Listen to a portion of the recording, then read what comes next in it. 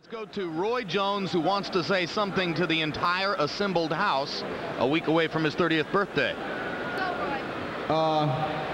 There are a couple more fights left, but I'd like to say thank you to everybody for coming out and supporting Roy Jones Jr.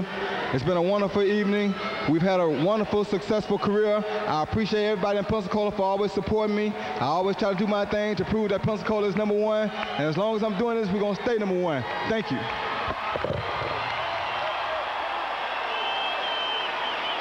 All right, thank you very much, Roy. Could a fight like that in any way be satisfying for you, Roy? No, not at all. First of all, I take time out to thank God for giving me the opportunity to do what I do.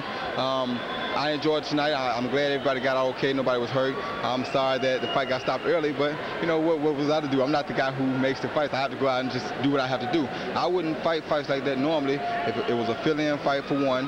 Number two, I got to defend my title. If they say, you know, you're going to strip you or you got to defend against #1 contender, I have to do what I have to do. All right, so he's a mandatory. So now we're hearing that your other title belt from the WBA, they're going to tell you to fight some 39-year-old guy from Argentina. Aren't you big enough now to tell these people with these belts, take your belt, don't force me to fight these kind of fighters. It doesn't make me look good. It doesn't make the sport look good.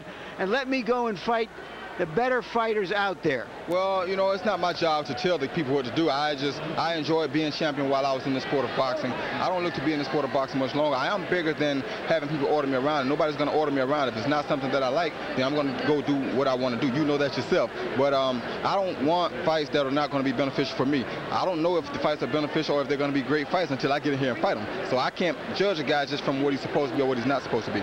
All right, we've put together a graphic that shows some of your potential opponents out there in the light heavyweight division. Here they are: Reggie Johnson, who has one of the belts. We'd like to see you fight him. Bernard Hopkins, middleweight champion, who you fought once to a 12-round decision. Darius Michalczewski, the undefeated German, who says he is now willing to come to America to fight you. David Telesco, a new fighter, good puncher. And Steve Collins, the Irishman, who says he's ready to come out of retirement. Give us your thoughts on who you would like to fight in this year.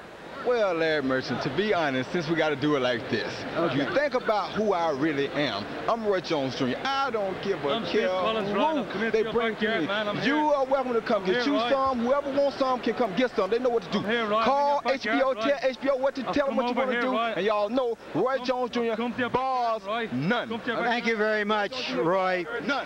Just a word None. Before we depart from the ring. You know, we try to bring you the best fights possible, even though managers and promoters often go by the credo that they want to fight the easiest opponent for the most amount of money. Tonight we had a fight between a great fighter and a very marginal fighter because it was dictated by the WBC. And it turned out that in this fight, at least, we brought you junk. Jim?